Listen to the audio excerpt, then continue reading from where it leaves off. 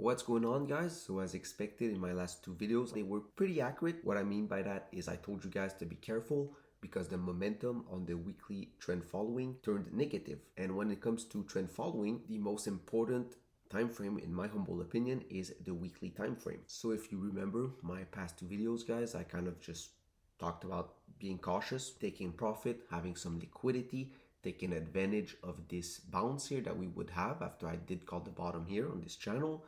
And I told you guys that if we did get a bounce, it would be a good time to probably take some profits. Don't forget that yes, we've had a down day yesterday, which was Friday, OPEX day, by the way, the third Friday of every month. The market makers tend to revert the price action and do the opposite of how most market participants are positioned, to basically not have to repay all that premium. Short to medium term, as I told you guys, the momentum was negative, and in that type of environment, I told you guys that it's not the time to try to be a hero.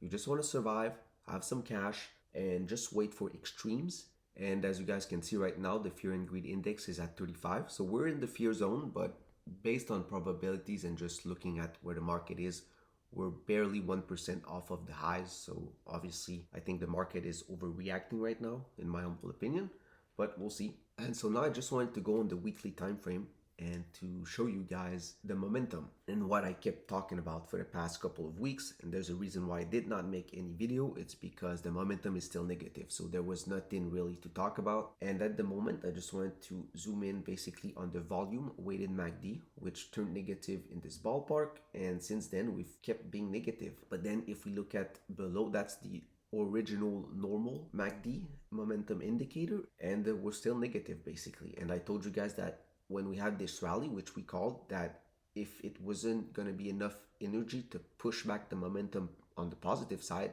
that most likely we would see more downside in the next coming weeks. So nothing really changed. This is the seasonality for this year, for the post-election year, which is very important because that is basically the medium-term cycle I like to trade, which is called the presidential cycle.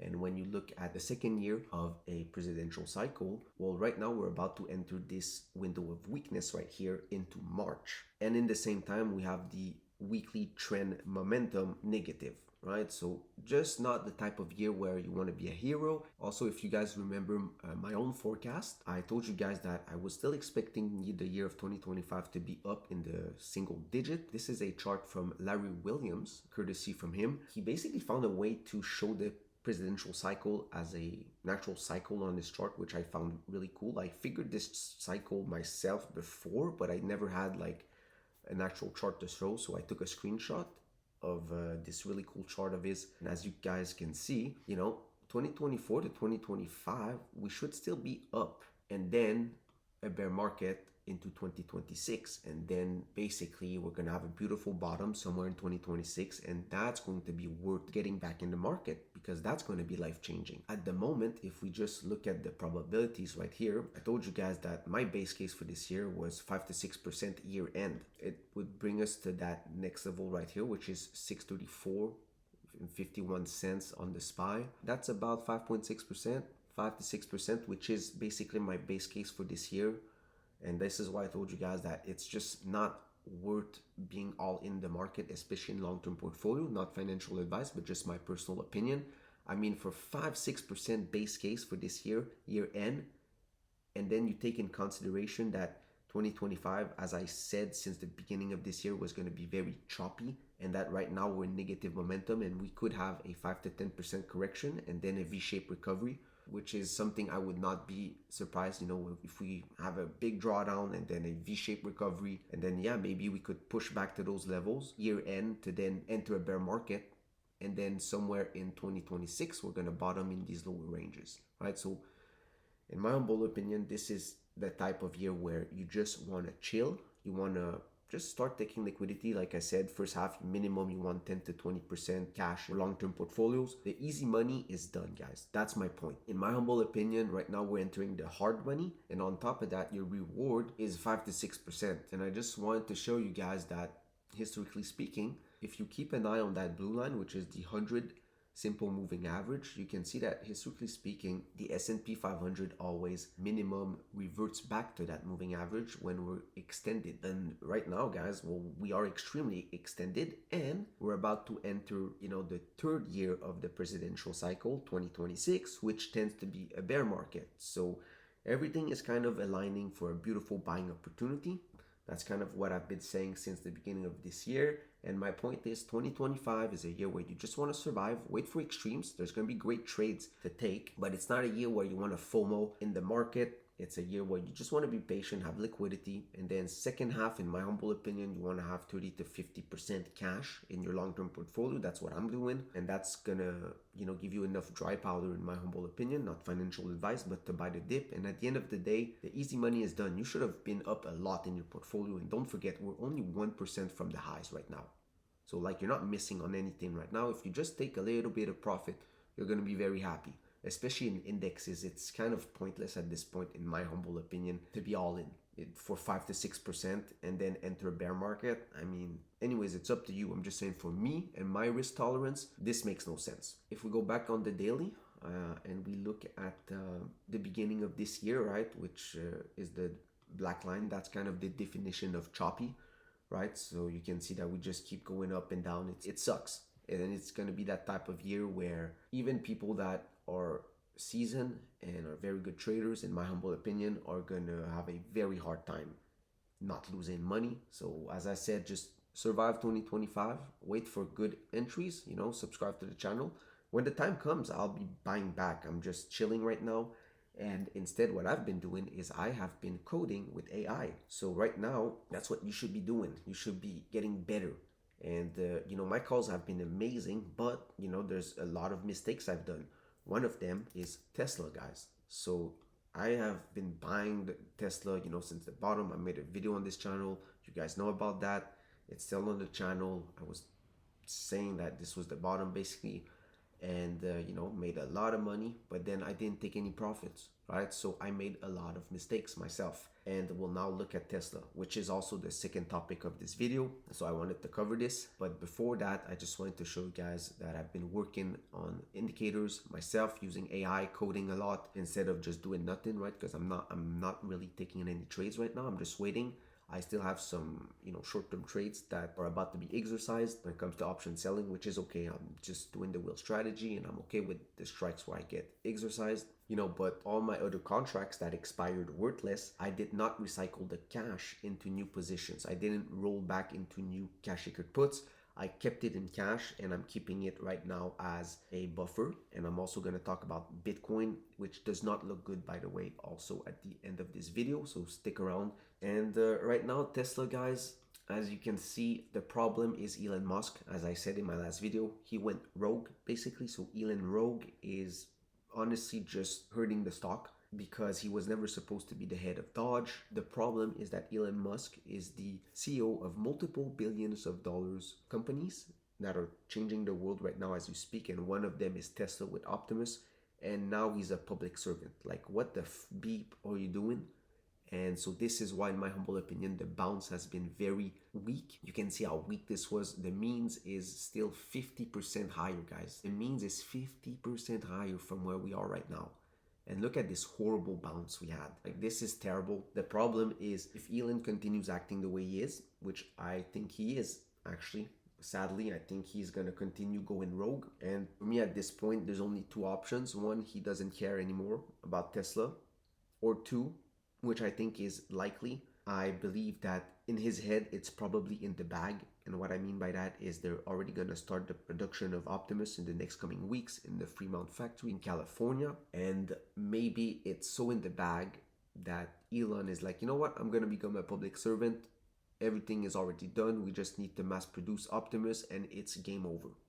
I'm hoping that's the case. I think it is the case, because Elon is not an idiot. He's quite smart. And I think that the oh shit moment when it comes to Tesla is probably going to happen second half of this year, where all of a sudden there's going to be a bunch of video surfacing of 100 Optimus, literally just all working in a Tesla factory. And then everyone is going to be like, what the F is that? And the world is just going to stop. And then people are going to realize that, oh shit, that's actually real. At first, probably people are going to think it's fake. And then people are going to realize, oh wow, okay, like we're entering the future. So that's kind of what I think. But short to medium term, if Elon continues doing what he's doing and spending more of his energy on being a public servant than on the actual companies he's supposed to be the CEO of, I'm expecting relative weakness on the short to medium term until we get that oh shit moment. And then at what point Wall Street is going to realize, like, oh crap, okay, this is unlimited demand for the next 20 years, and this is real world AI. But until then, I'm still expecting us to one day go back to the means, but it could take time and we could stay in this range. Worst case scenario, wanted to talk about that. You know, we could be completing an Elliott wave. And worst case scenario, if we break this level again, the 342, which we already have, by the way, the next level is right here. It's 294, 295 in that ballpark. That's about 15% drop, if I'm not mistaken, from where we are. It sucks, but at the end of the day, nothing changed when it comes to the technology and the company itself. But I just wanted to show you guys that that's really going to be a natural buying opportunity, though. If we do go in these levels, guys, I mean, that's going to be a hell of a buying opportunity. So I would not be surprised if we go here. We already broke it again, second time. The bounce was extremely weak as well. Market structure is still bullish, but with the way Elon is acting, and Tesla is a momentum stock, don't forget that. I mean, this could minimum complete one last leg to the downside. Institutions are going to be buying the crap out of this dip, by the way, so don't panic about that. All right, guys, so last subject of this video, it's getting pretty long. Bitcoin, not looking good. So I told you guys that also the momentum on the weekly for Bitcoin turned negative. If I'm not mistaken, we're negative on the volume weighted MACD, and well, guess what? We've gone nowhere, which is not a bad thing. That's probably the best case scenario, honestly. When the momentum on the weekly time frame is negative and the price just goes sideways, that's actually really good. That's what happened here. Once we crossed here, I told you guys that once the momentum crosses, we're going to have that other leg, and that's exactly what happened. So we'll see if that happens again. Bigger picture, if this cycle repeats itself, you can see that using the Mueller bands, you can see that Bitcoin minimum always goes to these upper ranges here, which would be between 170 and 180,000 USD per Bitcoin. The issue I'm going to show you guys is the monthly time frame. It doesn't look good and it could roll over. And I know that based on history, it shouldn't. And a lot of people are going to get mad, and I'm not happy about that. I would love Bitcoin to go to these levels, trust me on that. But there is an issue, and that's the monthly time frame, guys. I wanted to show you guys the momentum, and this is the same volume weighted MACD, but on the monthly time frame. And guys, I mean, if we cross here, I'm out. All right. And the point is, if you have 2-3% allocation in Bitcoin, okay, that's not for you. Don't panic. That's okay. Like, you can hold. Okay, I'm talking to people like me that have a lot of size, right? I was buying in 2023. I kept dollar cost averaging as well here. I was expecting Bitcoin to go way higher than, you know, the highs of 109,000 USD per Bitcoin. But at the end of the day, you got to respect the market. If this crosses, guys, I will be taking profit on minimum 50% of all my crypto Bitcoin holdings. I'm already short Bitcoin using covered calls. So I'm hedging myself because the weekly momentum is negative. When that happens, I sell covered calls against my position. So that's a good tip if you were wondering when to sell covered calls or not, right?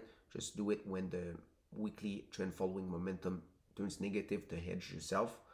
So I'm already hedged when it comes to that. But if this does cross, which it could happen, and the reason why, in my humble opinion, this is a completely different cycle. This has nothing to do with the prior cycles we had of Bitcoin, guys, and crypto in general, with institutions, ETFs, and funds, and pensions, states wanting to buy Bitcoin, BlackRock being in the game. You know, this could be a pivotal cycle for Bitcoin, and that's kind of what I'm starting to wonder. I hope I'm wrong. To be clear, I'm not here saying I'm right. I'm just saying that right now a lot of people are focusing on all the metrics, you know, the internals that worked for all the prior Bitcoin cycle that are going to tell us when to sell, which I had that mindset too a couple of months ago. But now I'm starting to realize that maybe all those indicators won't work anymore. You know, the MVZ score, the pi cycle, maybe those won't work anymore because Bitcoin is now a new animal. It has grown and it has changed. If this crosses, guys, I think that we could go back to $80,000-$70,000 USD per Bitcoin if it happens. I'm not here saying it's gonna happen. I hope it doesn't. I hope we go sideways, and then the weekly time frame has enough time to cross back to the upside, and then we're gonna have a huge leg to the upside. But right now, I'm focusing on doing the opposite of everyone. Everyone is focusing on indicators that are going to tell them to sell when the price is higher from today. I'm doing the opposite. I'm looking at what indicator is going to give me a leading signal that no one's going to get that, oh shit, this cycle is actually over, and no one is psychologically ready for that, and everyone thinks the price is going to go higher. And then when this happens, you need to understand most people are going to be in denial psychologically for a while until we have a 30-40% drawdown. The good news is I believe that if that does happen, the market is reflexive. It's like a mirror. The higher we go, the lower we fall. So if that is the case, the Bitcoin price did not go as high as it used to go in past cycles. So I'm expecting the bear market to be very nice as well, to not be as bad as the prior bear markets. I wouldn't be surprised to only see a 50% drawdown in Bitcoin. I know it sounds like a lot, but trust me, for Bitcoin, that's not a lot. And I just wanted to finish by showing you that, if you have a small percentage allocation to Bitcoin, you shouldn't worry about what I just said. If you have just 10% Bitcoin in your portfolio since 2020 and 90% cash, you would have outperformed the S&P 500, guys, the past 5 years. This is for people like me that have a lot of size. I'm talking you got like, more than 30% in Bitcoin, right? If this volume weighted MACD crosses the monthly time frame, you definitely want to take profit and reduce your size, in my humble opinion. But if you have a small percent allocation, you shouldn't worry that this doesn't really apply for you, and you should be happy because that means that you're going to get a great buying opportunity in 2026 to buy some Bitcoin, especially a lot of people missed on it. And then just wanted to show you guys that the periods of holding Bitcoin, if you hold Bitcoin for 4 years, there's a 96.1% probability of you not losing money. All right, so don't panic. I'm just basically preparing myself and hopefully kind of preparing you guys as well, because it's important right now to prepare yourself for the bear market. So that's it. So hopefully it helps. Sorry if it was long. It's basically everything you kind of need to know when it comes to the brown market. Tesla, right? It's still going to change the world with Optimus. It's going to be crazy, but it's just Elon went rogue, and I'm not happy with that. Personally, as a long-term investor, nothing changed, but I'm just not happy with the way he's acting. It's kind of ridiculous. But anyways, and obviously Bitcoin. And I wanted to also to share with you guys some new indicators I've been coding with AI to show you guys the new things I'm going to be implementing to be even more accurate. When it comes to trading, my accuracy is actually in the 90%. But, I do mistakes, right? Kind of like Tesla is my biggest mistake for the year of 2025, which is funny because we've only been in 2 months in this year, and Tesla is by far my biggest mistake. I was up so much money. It's not even funny. But, you learn, and now I'm developing better tools as well to take profits, and also the portfolio rules for longer term and shorter term type of portfolios. All right, guys, catch you in the next video. Stay blessed. May God bless you and have a beautiful day.